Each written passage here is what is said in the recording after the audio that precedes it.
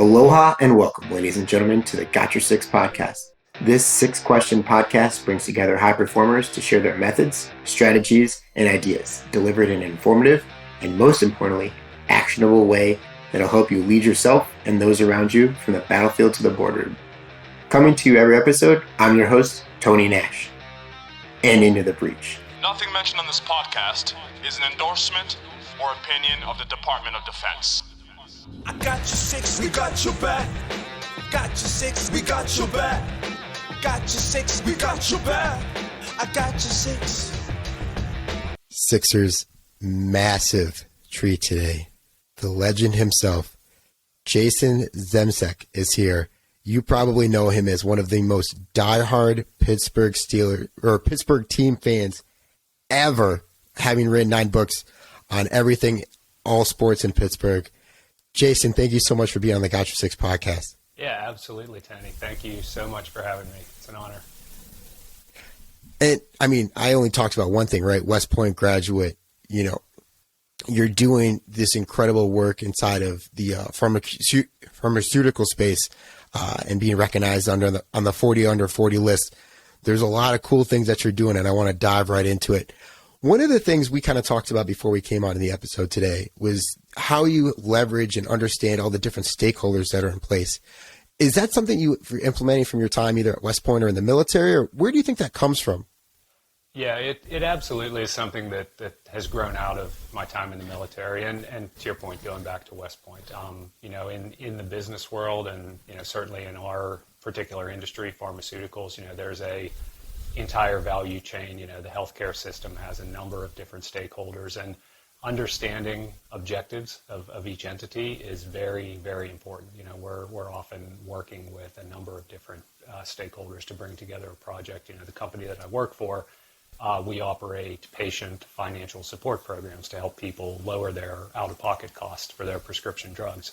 And so understanding each organization's role, their motivation, their objectives, and how they can accomplish that is extremely important. And, I just think back to everything we did in the military, mission accomplishment, and being able to bring together different stakeholders, and especially, one particular deployment I had, being part of a NATO force. And it was, we were working not just with our own forces, in the Army, the Air Force, and we had military units from other countries, and just really having to understand everyone's perspectives, objectives, and bring everyone together. That has absolutely served me well and carried over into my civilian career. During that NATO deployment, if you had to look at like one thing or a couple of things that really helped bring everybody to the table per se, what do you think that was? What was that experience? The first thing that comes to mind is mutual understanding, commonalities, recognizing that, being from different parts of the world, and even with language barriers, we all have so much in common. And it's, to really uncover that, you have to kind of dig deep a little bit. We were partnered with Spanish forces, Italian forces. Our unit, we were training and mentoring and advising the Afghan army and the Afghan police. And so there were a number of just perspectives, and having to really get to know people, get to relate to people. As I said, you have to, once you sort of go beneath the surface, there's so much that we all have in common. And I think, it just takes those leadership characteristics and that intentional effort to draw that out of people. And once you start doing that, you form those relationships, you form those bonds. You look for ways that you can help each other and mutually benefit each other. And so it was true on that deployment. It was true, of course, in the military, and then obviously in the business world. You always talk about joint venture business opportunities and how do we all achieve success. So many things that just common threads that run through there. What was the question that you asked? So like I remember one of my deployments, pro wrestling ended up being like a very big connective tissue between the Afghan soldiers and, the ones in our unit, and they would kind of go back and forth and, waving their hand in front of their face and saying John Cena. What was the question that kind of really helped push, it over pushing everybody to kind of come together? So I'll say sports, and that was one thing. I feel like and I've always obviously been a huge sports fan, but I truly feel there's a big part of it. It's almost the universal language. You look at the Europeans, we would talk about football, and obviously they would joke with us what they call real football, the style that they play. And even with the Afghans, we would be part of their PT formations, and we would try to, show them some of the things that we do, for exercise and physical fitness. And I think, that's just one of those things that everyone can kind of find some commonality in. The other thing is family. We would talk about our families. We would talk about, the people in our lives. Because again, I think, truly believe we're all human, and whether you're in a military setting, or whatever business you work in, or, even if you're talking to your neighbors down the street, there is some common ground that everyone's going to find. And so those were, when we were deployed, it was really, for me personally, those were the two, sports and family that we would always talk about and just try to, bring everyone together with stories around. Can you trace back, like I said when we opened the episode, you are a massive Pittsburgh everything sports fan. Can you trace back to that, what inspired you to really kind of jump head first into the whole sports scene there? Because it's become a massive part of your life. And like you said, it helped you during the deployment to bring everybody together to have that same common understanding. Yeah, absolutely. I think first and foremost, I say this, jokingly, but there's truth to it. Part of me will always be that 7-year-old kid, the Steelers, the Penguins, the Pirates. That's just, I grew up that way, and I love my teams. And that's what caused me, for several years, being a diehard fan, I always had these ideas of, I'd love to write a book about the experience. And, my first book was about exactly that, staying a Pittsburgh Pirates fan through some of the difficult years. If you have any, baseball fans out there, I'm sure they all know that it hasn't always just been smooth sailing, as a Pirates fan. And that experience of, when we finally got back to the playoffs a few years ago after, my entire lifetime, being pretty bad, to be quite honest. So that's really just, I go back to, again, I feel it's that universal language, that thing that brings people together. And, you go to a game, you're in a stadium, you're watching with people, and, people from all walks of life, they have that in common. And especially, where I grew up around Western Pennsylvania. People, the saying goes, you bleed black and gold. And we've been extremely fortunate, to experience, in my lifetime, 2 Super Bowls, 5 Stanley Cups. And so it just, it really brings that out of people. And it's just a special connection to home that really just has always inspired me and just been a part of who I am and what gets me excited. So that's really what kind of thrust me in head on as far as writing and just, my kind of passion outside of work, being able to express that. And that, not only being able to keep centered to a community and a tribe that you can constantly come back to, but keeping that 7-year-old wonderment and lens when you apply to different scenarios, that has to allow you to challenge problems that, come your way with a different perspective in order to kind of find a creative solution. Is there a specific instance recently that you've kind of come across where you've been able to kind of leverage that? There has been. And I think you're right. First and foremost, that 7-year-old perspective, and I have an 8-year-old now, and I kind of try to think through, her lens and her view of the world. And I know obviously the way I do things has a tremendous influence on that, which I'm always mindful of. But yeah, problem solving, always trying to tell myself, it's not that bad.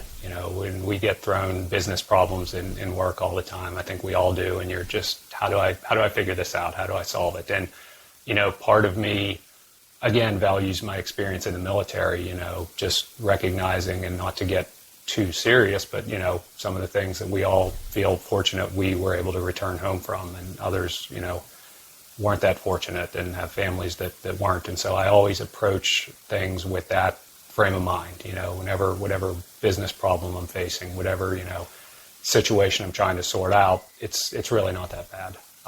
And so when you have that mindset, I think that allows you to just open up more creatively, and you feel more a sense of gratitude. I know that word gets used a lot, but it's something that I've been very big on. And so the way that flows into problem solving is just, I think, first and foremost, recognizing that whatever you're dealing with, there is a way, there is an answer. And we're fortunate to be in a situation where we're able to have that opportunity to solve it. I think it just gets back to that, childhood recognition that, kids have a wonderful way of seeing the world as it's not that bad. Thankfully, in a lot of cases, they don't know any better yet, or they haven't had those experiences that we do in adulthood. So I try to keep that in mind. That reframe is something I want to touch on real quick, where you go to gratitude in order to say that the situation you're going through is not that bad. What does that physically look like? Is it like you have some sort of mantra you say? Is it you write down like, hey, it's not that bad? Or like you literally take like a tactical pause and say, hey, we're here, we're doing this thing, we've overcome adversity before. What does that look like for you, Jason, as you're kind of reframing the problem when you're stuck in a sticky situation? The last point you mentioned is very, very true to what I do in those situations. That tactical pause, where I stop and think. I'm a big proponent of quiet thought, composure. I talk about composure often, and it's served me so well, because I think in a lot of cases, it's easy. It's human nature. We're all human, and we have the inclination to want to lose control of our emotions, whether that's in whatever way that is. And so taking that pause to just stop, the physical actions, sometimes deep breaths, just really centering myself and saying, exactly what you mentioned. I've seen this. I've been through this. I've experienced this. What's in front of me right now is not that bad. And it just allows you to kind of have that brief, and sometimes this is in the moment, and it's just, real quick, 30 seconds, 60 seconds. But it allows you to have that moment of clarity, and then I feel like it's a complete mental shift, and I can proceed forward with kind of a clear mind.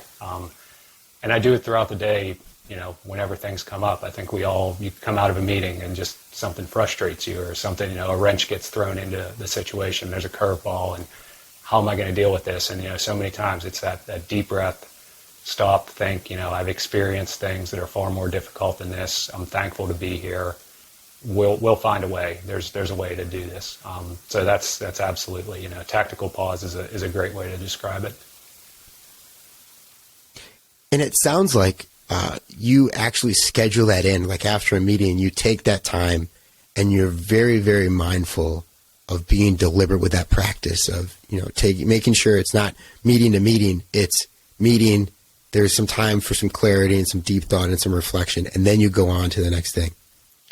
I do it to every extent that I can. I mean, we all, we get booked up, your calendar's back to back to back, but even, as I said, even if it's 2 minutes between, like I know, and I've recognized I personally need that.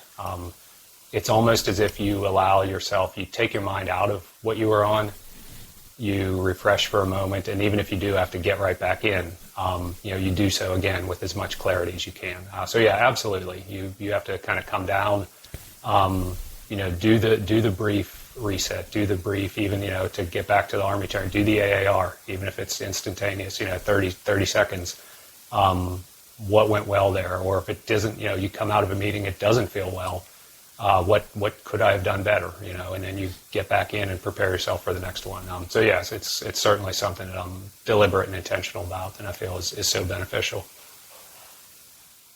I like how you bring up AARs, right? After action reviews. We do them anytime in the military after mission, any kind of like problem set that we're dealing with, or if we're going through some sort of like complex scenario, we always do an AAR where we look at positive things that we want to sustain and then improves where there was kind of failure along the way.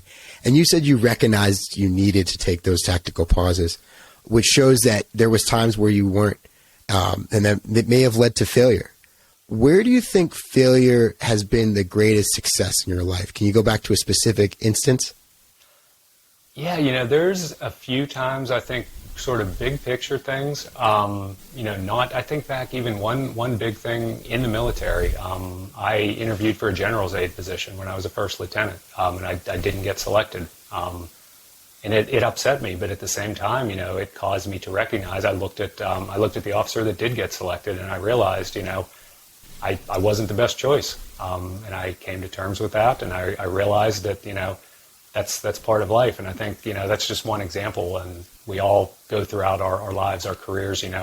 Sports is a big one over time. We've all played different sports at different levels, and you're not going to win all the time, and I think there's always those experiences. I did a brief video earlier, not too long ago, where I talked about when I was in the captain's career course and I was trying to get a perfect score on my PT test, and I missed it by a few seconds on the run. And, I recognized that it was upsetting, but at the same time, I look back and have the perspective of, I got in really great shape through the process. I learned a lot about myself. I went to my next assignment in really great shape and started off, on the right foot.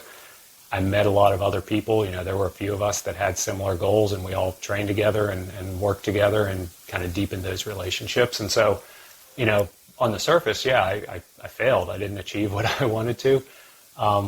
But in reality, I learned a lot from it. And, again, looking now at my career in the business world, in the pharmaceutical industry, we fail regularly, and I don't mean that in a, kind of a funny way or anything, but it's reality. When you're in business and you're competing against others in your space, in your industry, you want to win every business opportunity, and just the nature of any industry is that you're not going to. So our company, we've done extremely well over the years, but we've also lost some big opportunities that we wish we would have won. And there's times when I'll come out of pitches, come out of presentations to large pharma companies, and just saying to myself, man, I wish I had that one back. I could have done this better, or, hindsight's 20/20. But what I try to do is then allow that to feed into the next one. Because when you encounter those situations again, you can say to yourself, well, I've seen this before. And I know what I'm going to do differently this next time. And you're constantly going back to that after action review, like you said, and you're approaching it with a sense of gratitude, because as you were telling those stories, I could see it. And for the viewers at home that are just listening to this, you can kind of get disappointed as you're talking about the failure, but you're coming out of it learning so many lessons, it's very hard to do. And it takes deliberate effort to constantly put yourself in adversity and come out better for it, and not just, letting it drag you down. Jason, before we go, this has been fantastic, and I really appreciate you sharing your time with us. I have to ask, Jason Zemcik, how are you better today than yesterday? Great question. Love some of the answers. I know this is, you ask it of all the guests. I think the way I am better today than yesterday, and I just kind of continuously say this throughout my life, throughout my career, is perspective. I look at myself now, and I know things about life and about careers and about work and about keeping myself healthy and all these things that I didn't know 5 years ago. Or even just today, I try to do things better than I did yesterday. But I think the foundation of that is having the perspective from taking your experiences and not just letting them be points in time. I did this, it's over, it's done with, but actually, what have I learned from this? What has it taught me? How does this play into what I'm going to do the next time? So how am I better today in my career than yesterday? It's just constant evolution, learning. Obviously I talk about healthcare and our, the pharmaceutical industry. I mean, it's a complex system, and you have to learn and you have to study. And I've said it so many times, every single day I realize that I know enough now to know that there's still so much I don't know. And so that's, I keep trying to improve with each interaction. And, just in personal life, in my own, I try to think as I'm on the cusp of 40, and I try to, think of keeping myself healthy and taking care of myself. And, when I was young and in the Army, and we did all the, stuff that put all the wear and tear on our bodies, and a lot of times it got around, I recognized that I was getting by on just kind of, youth and adrenaline and all that. And, I have to be more mindful of how I take care of myself now. And so it's, better now than yesterday. It's in my mind, it's a matter of perspective, and just knowing, taking my experiences and using them to inform my future actions and how I go about things. Having that perspective of yesterday, today, what would you say today's win is? Today's win, so actually today we had a really good example. We had a client call today, and it was a potentially difficult situation. In business you get into these things where just, communication got mismanaged at some point along the way, and, you kind of have to, one of the things I believe as a leader, you have to sometimes, I use the analogy, it's a sports analogy, but you have to step up to the podium and answer for when things don't go the way they're supposed to. And I had one of those calls today. Navigated it to where we came out of it where the relationship is intact. Our business is still good. We're on good terms with the customer. And, a lot of that was going back to our West Point days, the no excuse. We remember the 4 responses. And, it's surprising how much that serves you in business and in life when you just simply, instead of trying to explain things away, you just say, there's no excuse, and we did something wrong. We need to do it better. So today I had to go through one of those, but I think we came out of it extremely well, all things considered, and we're still in the game, so to speak. So that was a big win today. I love how you closed it out, right? Always a sports analogy. That's the W. We're still in the game. Jason, where can people go to connect with you? They want to reach out. They've heard more about your story. They want to get to know you a little bit more. Where are they going to go? Yeah, absolutely. LinkedIn, you can find me on LinkedIn. I'm very, very active on there. I've met a ton of great people, inspiring, insightful people. Not too big on the other social media channels, so you won't find a whole lot there. LinkedIn's the primary, and then of course Amazon. All the books I've written you can find on Amazon, but that's also linked from my LinkedIn profile. If you have any Pittsburgh sports fan in your life, these are the go-to books, go-to gifts. Jason, thank you for taking and sharing your time with us, your strategies, your methods, and most importantly, thanks for having our 6 today. Really appreciate it. Yeah, absolutely. Thank you so much, Tony. Thank you for all that you're doing. It's truly impactful, and I'm proud to be a part of it. Thank you.